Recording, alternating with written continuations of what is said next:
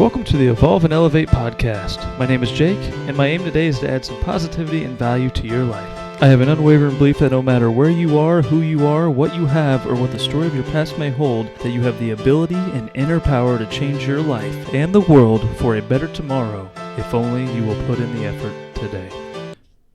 Welcome back to the E&E podcast. I want to open this episode with a question. What are you made of?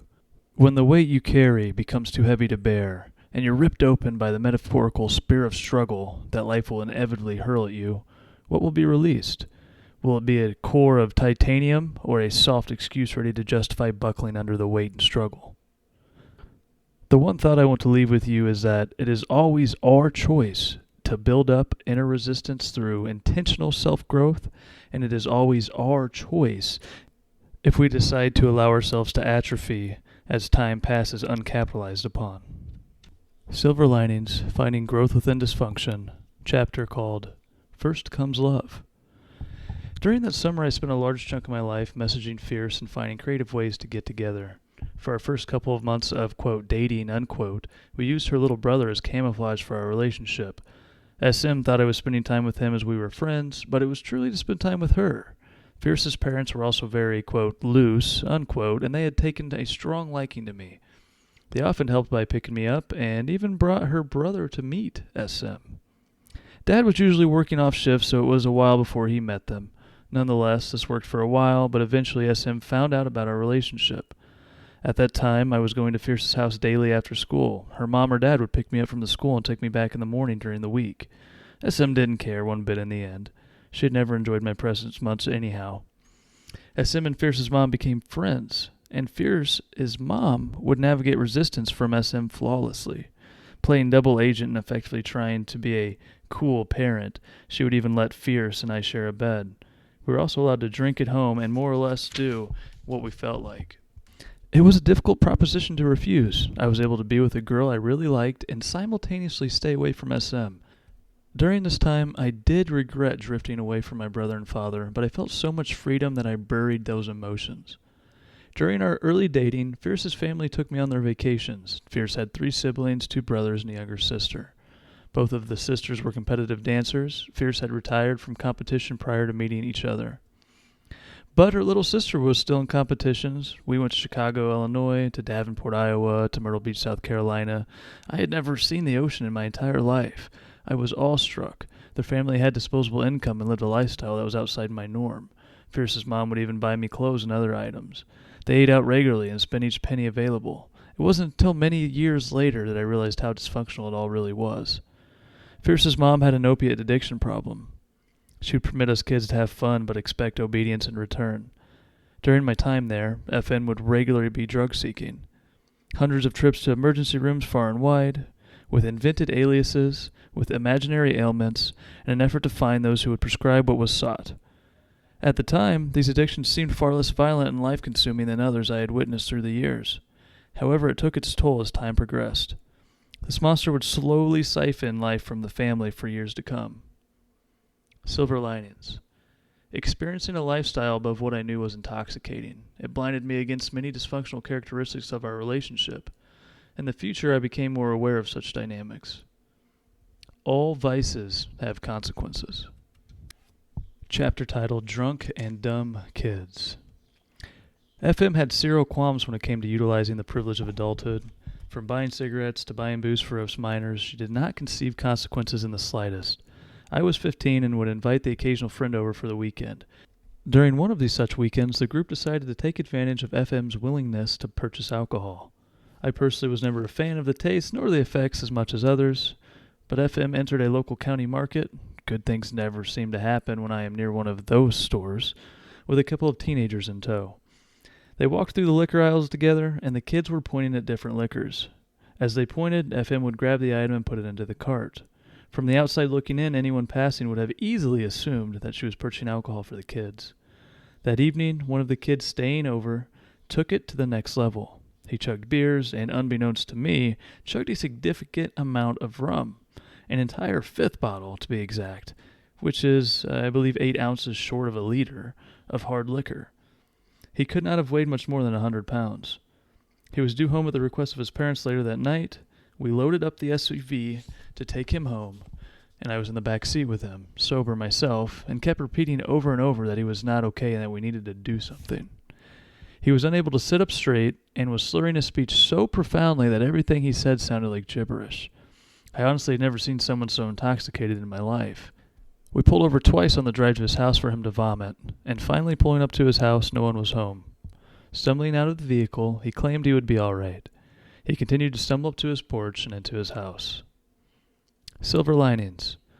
When we know something is wrong, we have a moral duty to act. If we do not take action, we must accept being a bystander and own the results and have that on our conscience. Chapter titled, Unnecessary Suffering. The next day, FM received a call from the kid's parent. They had found him passed out on the kitchen floor, dry heaving unconsciously. Taking him to the hospital, he was committed to the intensive care unit. They were pumping his stomach and trying to reverse alcohol poisoning. I could feel the color drain from my skin. I had never imagined anything like this could happen. Rushing to the hospital, we attempted to visit and check on him. I was able to briefly see him from a distance. He had an oxygen mask over his face and tubes protruding into his mouth. It was terrifying. My heart bled for his family, who had to see him in this state. I crawled away into a vending machine room. Alone, one of his family members approached. A man, 3 times my size and twice my age, walked into the room. He had tears in his eyes, and he began pointing at me, cursing. He said if the kid didn't come through this, he would rip my head off. I felt his pain and I understood his emotions. I was sad, scared, and upset too. He turned and walked away back to the kid's bedside. We weren't welcome there, justifiably, and without saying farewell, we left the hospital. Silver linings. Our actions impact many more than they immediately known. If more understood that decisions made will impact others on a micro and macro level, perhaps outcomes would be different. Chapter titled Investigation and Repercussions. It wasn't much longer until police investigators were at the door. They questioned everyone in the house, FM, Fierce, I, Fierce's siblings. It was nightmarish for everyone involved.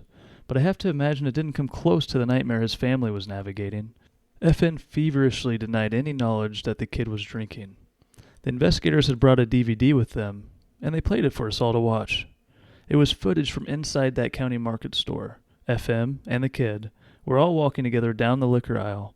As the kid points, she grabs the liquor and puts it in the cart. The officers pushed that if he didn't make it and she was proven guilty, she would be responsible for his death. Scrounging together a jigsaw puzzle of a story, FM advised the officers that he was helping her find items because she had visibility issues. Hitting a dead end, the officers left. After they left the house, the finger-pointing began. This never would have happened if it weren't for me. Suppose it weren't for Fierce and me. It was our fault. FM was going to suffer for it. I admittedly felt guilty for all of it. For the kid in the ICU, for FM having purchased the liquor, and for the potential criminal charges. But none of that mattered much longer. I'd gotten a phone call from a friend. The kid had regained consciousness and was recovering. We rejoiced, but for different reasons. Happy that she didn't have to face any more threats of manslaughter, FM rejoiced. I rejoiced because life didn't perish needlessly, one that I felt I had put into jeopardy. The rejoicing was short-lived. The investigators brought handcuffs this visit. The kid had given a statement that covered all bases of inclusion regarding FM. He had picked out the liquor, he had drunk it with her permission, and every detail from start to stop. It was a terrifying and traumatic experience for her children, watching their mother get handcuffed and placed in a police car.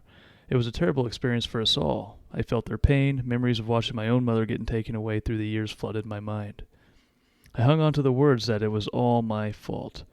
The case would go to court. It was FM's first serious criminal offense, and while the ordeal impacted all involved, the results were livable. FM would get 60 days jail time and probation.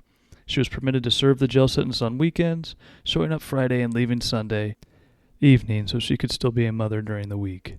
The family overlooked this, and taking some ownership of the fiasco, I was forgiven and my relationship with Fierce continued. Silver linings. Beware of those whom are unwilling to accept personal responsibility. Be aware of situations in which we are unwilling to accept personal responsibility. Rarely are we completely guilt-free. Later in life, I realized that we can't take ownership for others' actions, only our own. To do otherwise is a fallacy, and that will only do us damage. Chapter titled Life-Changing Moment. Our relationship became much more serious without any warning. Fierce had been ill for a few days, and her mom scheduled an appointment with her doctor. Following that appointment, I received a call. A moment, really, that would change the direction of my life forever. Fierce called and asked me to meet them downstairs as they were close to home. She sounded off. As she walked through the door, her head hung low. She and FM sat on the love seat across from myself. FM looked frazzled. Making eye contact with Fierce, she monotonously said, "You tell him, or I will." Fierce's eyes welled, and she turned to me. "I'm pregnant." Silver linings. Our lives truly can be changed in a brief moment. We should never underestimate the power of now and appreciate the weight that carries. Chapter titled Ultimatum. FM looked into my soul that evening. She laid out the landscape very clearly. I had two options. We could get married and raise a child under her roof, or I was to have nothing further to do with their family or the child. I was in shock. I had no idea how to react. But I did know one thing. No matter what, no way, no how, I would have nothing to do with a child of mine. I made a decision then and there that I would do everything in my power to be there for my child, reverently instilling the mindset that I would not let history repeat itself, knowing that the regular absence of a father leads to inevitable handicaps in life. We were in over our heads, but Fierce and I did have a strong love for each other. While we were undoubtedly pushed forcefully to the path of marriage, it did not impact our relationship at the time. We were scared, unprepared, and unknowingly destined to fail, but we gave it a shot. FM did all of the logistical planning around the marriage. She even went so far as to help me obtain written consent from both of my parents, a requirement in the state of Illinois, as I was only 15. They questioned the integrity of the marriage, but ultimately stood behind my desire to do so. Fierce and I held our wedding 5 months prior to our daughter's birth. It was littered with bad omens from all directions. The pastor who held our ceremony attempted to talk us out of it the day before the wedding.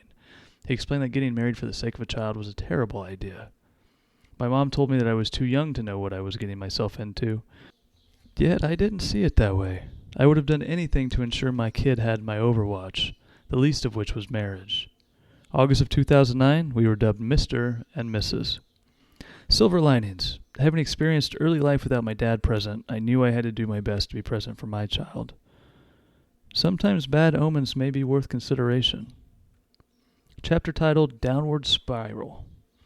After the wedding, our relationship began to deteriorate.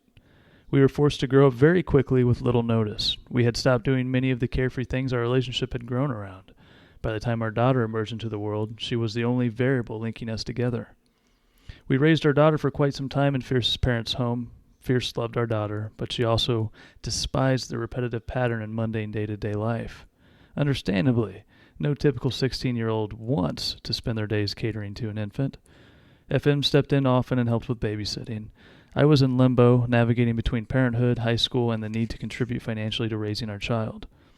At age 16, I made the decision to drop from high school and start working full-time. I had my driver's license in 2 hands and a child. I mainly did under-the-table jobs until I turned 18, such as drywalling and construction work. From 16 forward, I really let my health fall apart. I put on every bit of 200 pounds from age 15 to 18. I had tumbled into a depression and stopped taking care of myself. I would eat fast foods and adopt a cigarette smoking habit. At age 18, I weighed 350 pounds and was smoking a pack of cigarettes a day. My wife and I had given up on each other romantically. She had found a boyfriend who consumed most of her free time. I still kept the main thing, focusing on raising my daughter. That was, at least until she wasn't around to focus on any longer. Out of nowhere, Fierce took our daughter and some of her items, moving into her boyfriend's home. Silver linings. Interestingly enough, our bodies and minds seem to have a way of warning us that things are not well. When we become depressed, perhaps we overeat and cease having concern for ourselves. There is likely something that needs to be repaired or changed when this occurs. Chapter titled Estranged and Endangered. I was devastated. FM was blindsided, and the world I knew was turned upside down overnight. I worried about my daughter every night she was gone. I knew nothing good about her current boyfriend. On social media, he touted gang signs and posted less than gentleman-like content. During this time, I decided it was best that I move out of the house as well. There was little keeping me there, and it was an uncomfortable situation. I packed up and I moved back to Dad's. He was more than happy to have me back. He was recovering from his recent separation with SM. They had split, and it was hard on him. He was convinced she had used him to raise her children. When they were raised, she ran. Nonetheless, I was over the moon to be back with Dad. My brother had moved back to a trailer with Grandpa, and it turns out that roughly translates into, quote, playing World of Warcraft for a living, unquote. After a couple weeks back home, I received a call from FM. She had been on a video call with Fierce and shared horrific information. She claimed that Fierce had a bruise on her and that my daughter had a bruise on her face. She continued to tell me that Fierce's boyfriend had said he would beat me down if I tried to come to his home. I was upset, I was enraged, and with little more information aside from FM shared, I was scattered. What kind of man puts his hands on a woman and a child? I called Fierce and attempted to speak with her without gaining any ground. We spoke briefly, and she sounded all right, but I didn't get to see them or speak with my daughter. I was concerned and began working my way to ensure she was okay. FM was surprisingly helpful in this situation. She worked to get an afternoon scheduled with my daughter herself. She informed me that because Fierce and I were legally married, that I could take my daughter with me anywhere, lawfully. So I did exactly that. During the afternoon visit, I met with FM to get my daughter. She looked all right overall, but she did have a slight blemish on her face. Fastening her into the car seat, I began a 4-hour pilgrimage from Rantoul, Illinois to Quincy, Illinois. We would spend the next year or so there in my grandfather's trailer. Silver linings. Somewhere, someone is available, willing, and happy to help us through a tough spot in our lives. Do not ever give up. Chapter titled, Grandpa's Trailer. I had spoken with my grandfather and ironed out the details prior to making the decision to take my daughter. It was bound to have a huge impact on her life, and I didn't make the call without considering the consequences. Life at Grandpa's trailer wasn't terrible, but it certainly was not glamorous. In the trailer were my grandfather, brother, our aunt, my cousin, my daughter, and myself. It was a single wide unit, and my brother slept on the couch. My aunt had a child who was about the same age as my daughter. During our time there, they became very close. I hadn't stayed in the best of touch with my family from Quincy, and while it wasn't the best of situations to enjoy a small reunion, it was nice to be back with my brother. Silver linings. Always consider all variables and potential consequences of actions. Again, if we are not willing to accept the consequences, we need to recognize that before taking action. Within the actual printed copy of this journey, there are several pictures of myself, my family in that trailer, my daughter, my cousin, and myself overweight before I decided to pivot in my life. At the end of this podcast season, I plan to upload them to my website to share. Let's go through a closing thoughts section together. It can be easy to have that metaphorical wool, if you will, pulled over your eyes when another impresses upon you something you may find impressive or intimidating, such as the lifestyle change that I experienced when dating Fierce. It is important to be cognizant of this dynamic to prevent glancing over the negative traits in others. Never hesitate to intervene when you recognize something is immoral, wrong, or dangerous for another. Not only should we seek to serve others, nothing is worse than having the ability to prevent something going terribly wrong that we know we could have prevented on our conscience. It is also important to not get tangled up in self-deception, whether it is in another's or our own. It is impossible to have ownership for another's actions when their choices were not a result of our choices. Equally true, if we are unwilling to take ownership of our personal actions, we will spiral into continual self-defeat. We are rarely ever prepared for the curveballs life throws at us. The best choice forward is almost always that we feel is morally and internally correct. That is, of course, if we have developed a strong inner compass to guide us. Referring back to the short introduction to this episode, it is always our choice to bolster our inner strength to be able to more adeptly navigate such curveballs, or our choice to atrophy and be demolished by them. I know this very well, as after my personal curveball, I quickly fell into a spiral of self-pity, gaining weight, and destroying my body. It is critical to keep a close eye on our state of mind, and when our bodies and mind start eventually showing us the results of our poor choices. The path forward is to recognize it, accept it, and reverse it. Thank you for listening. This is Jake, signing off. And remember, when things are looking down, you always have the choice to stay up.